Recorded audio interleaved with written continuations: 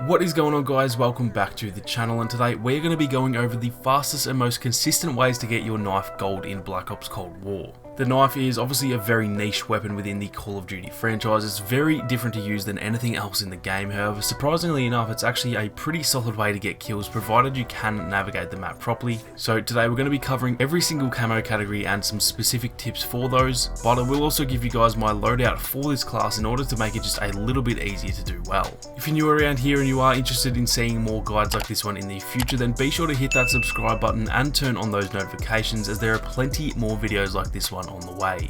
But anyway, without wasting any more time, let's get stuck right into it. So first of all, I'm just going to show you guys my loadout, since that is a big part of how I managed to get this gold, because if you are running around with the wrong perks and equipment, then it can be a little bit of a struggle. In this class, I just ran whatever primary weapon I'd been using prior. The primary doesn't matter at all. Then obviously I have the knife as the secondary. Now as for the tacticals, you definitely want to use smoke for these ones. For the lethals, I personally just ran the tomahawk just to completely buy into the whole knife only thing. And then for the field upgrade, I ran the jammer, which you'll find out why in just a second. For the perks, I ran flak jacket for the added protection, quartermaster to recharge my smoke grenades and tomahawks over 25 seconds, and then ninja is an absolute must in order to stay quiet so people don't hear you coming. Now obviously I'm not running ghost, which can be an issue at times. However, that's where the jammer comes in. If you do hear an enemy UAV announcement, then just put that jammer down and stay close by until you think it's gone.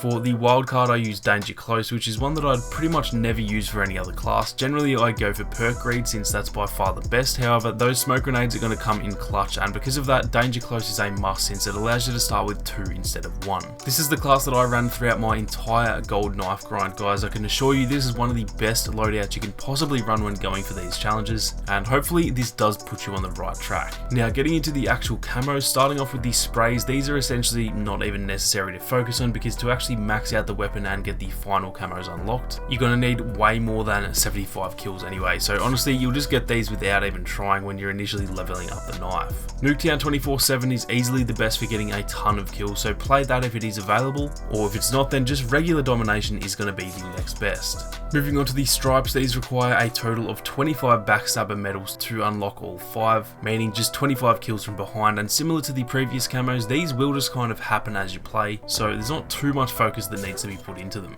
With that being said, they can obviously be sped up by just trying to flank your enemies as much as possible, which honestly you should be doing that anyway, because you can't just run straight at an enemy and expect to live. So yeah, just flank whatever you can, and if you do get around an enemy, then try and stab them in the back rather than in the side. Next up, we have the classic camos, which require you to get 25 finishing moves on your enemies, and this one is by no means hard, but it can take a little while at least compared to some of the other camos anyway.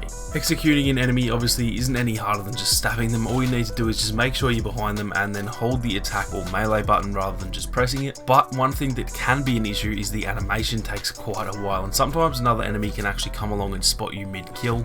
So what I will say is just try and do these in areas where no one else can actually see you if possible, killing campers at the back of the map and stuff like that. But once again, these ones aren't too hard at all, especially if you actually actively go for them whenever possible. Moving on to the geometric camos, these just require 50 kills while injured. Now these were probably some of the hardest ones for me personally, because unfortunately you just can't really control whether they happen or not. What I found was the easiest was trying to get behind enemies or just getting to them as you normally do, but then I'd actually somewhat taunt them, maybe stepping in front of them for a second so that they know I was there, and then as soon as they shoot you once, just secure that kill before they kill you first. These ones aren't necessarily hard, mostly just a little bit tedious, because you do have to actively try and actually get shot and then kill the enemy, but trust me, it sounds a lot harder than it actually is. And if you just play a lot of Nuketown or play on the objectives in other game modes, then you should get them in no time at all.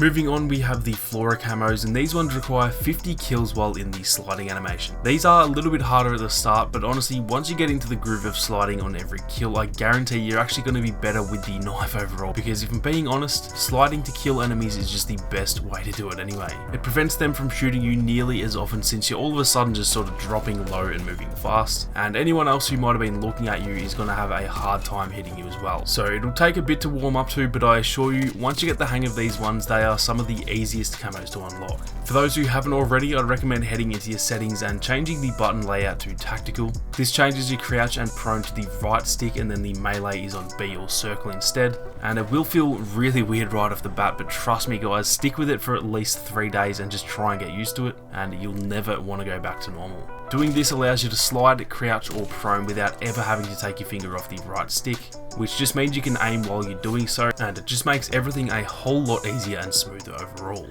Next up we have the Science camos, and I'd say these were probably the hardest or the most tedious camos to unlock. These require 50 kills on enemies who are disoriented by smoke, flash grenades or stun grenades. However, it seems to be just a little bit bugged or at least inconsistent sometimes, and I think that's where it became a little bit harder. For me personally, these smoke grenades were just perfect for this because they not only allow you to get the challenges done, but they also allow you to stay hidden too, which is something that flashes or stuns can't do. Sure, stunning someone is a great way to get the kill, but it doesn't stop someone else from coming along and shooting you before you get to them, and it also doesn't last nearly as long as the smoke either, so you can often get multiple kills with the cover from one single smoke grenade. If you actively try and get these ones done by just throwing them down right as you're about to kill someone, then despite taking a little bit more effort than the rest of the camos, they shouldn't be too hard at all.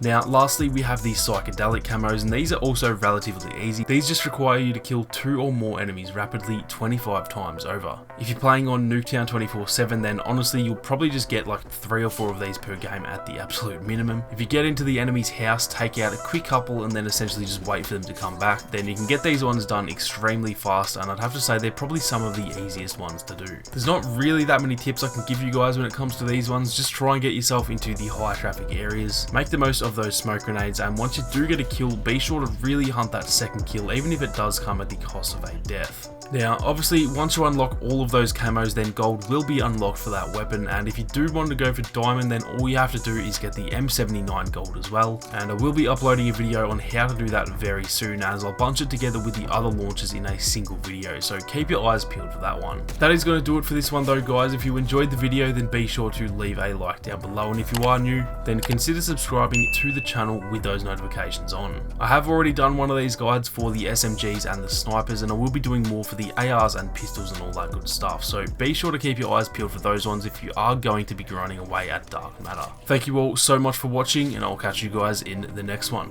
Peace.